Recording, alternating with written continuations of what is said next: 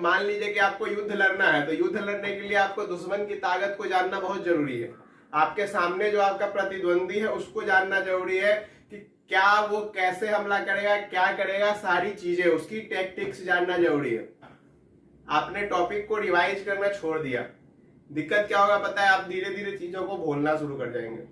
जो भी बच्चे देख रहे हैं सपना, तो ये सपना नहीं है, ये एक्चुअल है। हेलो स्टूडेंट्स, कैसे हैं आप लोग? स्टूडेंट्स, आज हम लोग बात करने जा रहे हैं कि हर बच्चे का ये सपना होता है कि वो अपने 12th बोर्ड में 95% से ऊपर मार्क्स लेके आए, 90%, 80% से ऊपर मार्क्स लेके आए। ये हर बच्चा चाहता है। तो आज हम लोग बात करने वाले हैं इस वीडियो में कि कैसे हम लोग अपना 12th बोर्ड में अभी से, यानी कि जून आधा खत्म हो चुका है, उसके बाद से स्टार्ट करके हम लोग किस तरह से मेहनत करें, कैसे क्या करें कि हम लोग at the end of 12th board math में 95% मार्क्स लेके आ रहे हो। 95% क्या, हम लोग कोशिश करेंगे कि हम लोग 100% नंबर लेके आ रहे हो, यानी कि पूरा है पूरा 100 में 100 मार्क्स हम लोग लेके आ रहे हो। तो सबसे पहला बात कि क्या हम लोग ये मार्क्स अचीव कर सकते हैं? Can be achieve this marks. सबसे जो महत्वपूर्ण बात है, जो कि आप लोगों के माइंड में चलते रहता है कि क्या ये नंबर हासिल करना, क्या इतना मार्क्स लाना क्या आसान होता है? तो बच्चों, मैथ्स ऐसा सब्जेक्ट है जिसमें कि 100% मार्क्स लाना बिल्कुल आसान और रियल बात है। इसमें मार्क्स आपको ऐसा नहीं है कि आपका यदि स्पेलिंग मिस्टेक हो गया उसमें कट जाएगा। इसमें ऐसा नहीं है कि आपका यदि फॉर्मूला में कुछ आपने छोड़ दिया उसमें नंबर कटेगा। छोड़ेंगे तो बेशक नंबर कटेगा ही कटेगा, लेकिन जैसे और सब सब्जेक्ट में नंबर कटते हैं उस तरह से इसमें नंबर नहीं कटेंगे। इसमें पैराग्राफ में या फिर हमको पॉइंट्स में आंसर नहीं देने हैं। इसमें टू द पॉइंट क्वेश्चन का सॉल्यूशन होगा। यदि सही है तो पूरा नंबर मिलेगा, यदि गलत है तो स्टेप मार्किंग के हिसाब से नंबर मिलेगा। स्टेप मार्किंग इसके लिए पूरा नंबर नहीं कटेगा इसके लिए, क्योंकि सीबीएसई स्टेप मार्किंग के बेसिस पर काम करता है। तो क्या हम लोग इस मार्क्स को अचीव कर सकते हैं? तो बिल्कुल ये अचीवेबल मार्क्स है, ठीक है। बहुत सारे बच्चे अचीव कर लेते हैं। तो इतना मार्क्स को अचीव करने के लिए हमको क्या करना पड़ेगा, कैसे करना पड़ेगा? अभी हमारे पास 2.5 महीना खत्म हो चुका है, 2.5 मंथ्स। मतलब यदि मैं मान के चल रहा हूं कि हम लोग अप्रैल से यदि सेशन स्टार्ट करते हैं तो ठीक है, तो खत्म हो चुका है तो उसका तो हम बात नहीं करेंगे, लेकिन जो हमारे पास बचा हुआ है, तो अभी बचा क्या हुआ है बच्चों? अभी बचा हुआ है जून, जुलाई, अगस्त, सितंबर, अक्टूबर, नवंबर, दिसंबर, जनवरी और तब जाके आता है आपका फरवरी, जिसमें कि आपका एग्जाम है, ठीक है। ये तो है कि यहाँ पे आपका एग्जाम है, ये आपको पता है, सबको पता है। लेकिन अभी हमारे पास आज है 17 जून, 17 जून को मैं वीडियो शूट कर रहा हूं, ठीक है।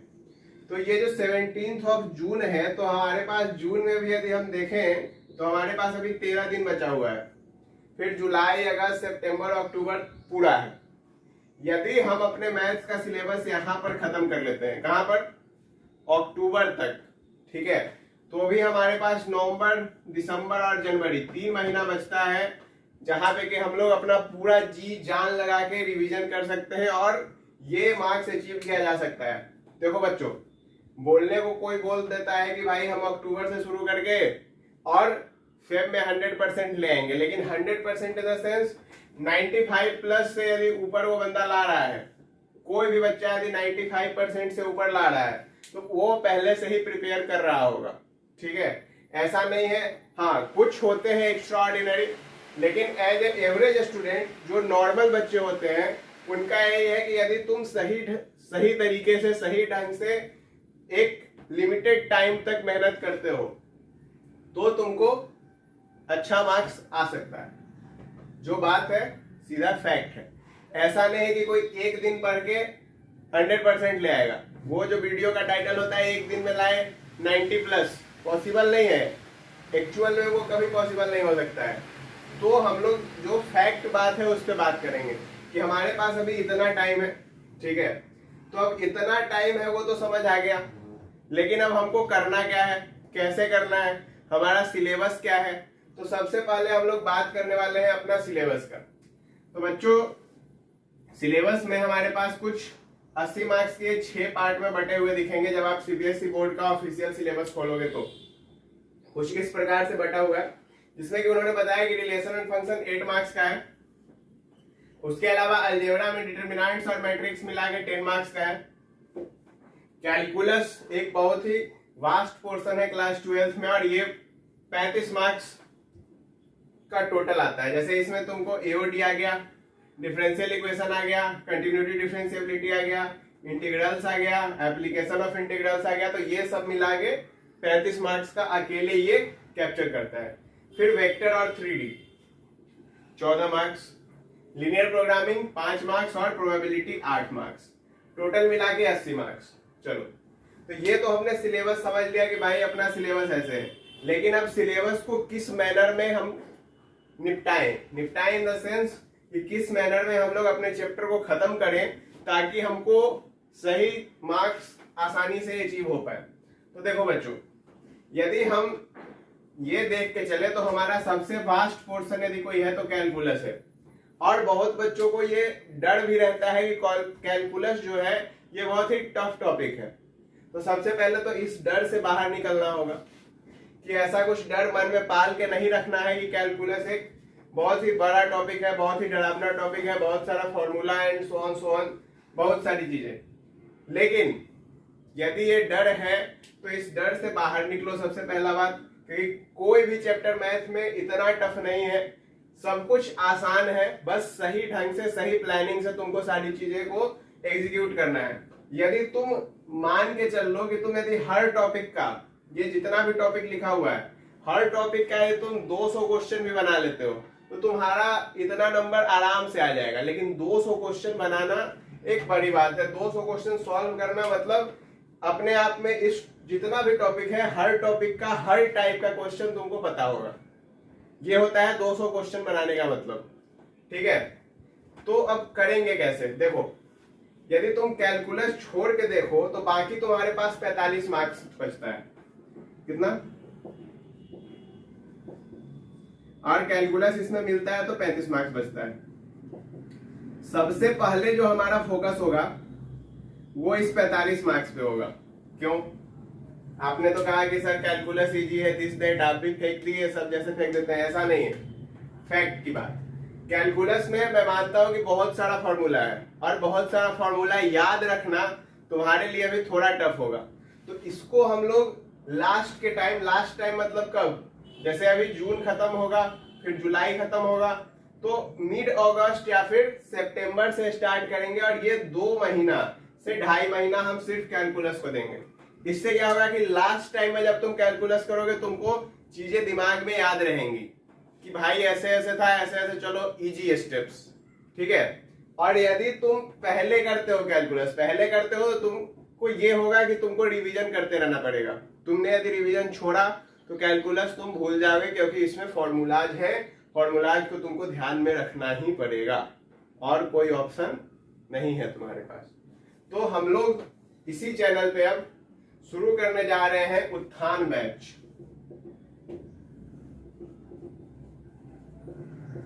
उत्थान बैच हम लोग का स्टार्ट हो रहा है, ठीक है। कल से ये स्टार्ट हो जाएगा, मतलब 18/6/25, 18 जून से डेली सुबह 10 बजे से 10:30 बजे एक वीडियो आएगा, और ये वीडियो होगा तुमको 30 मिनट से 45 मिनट।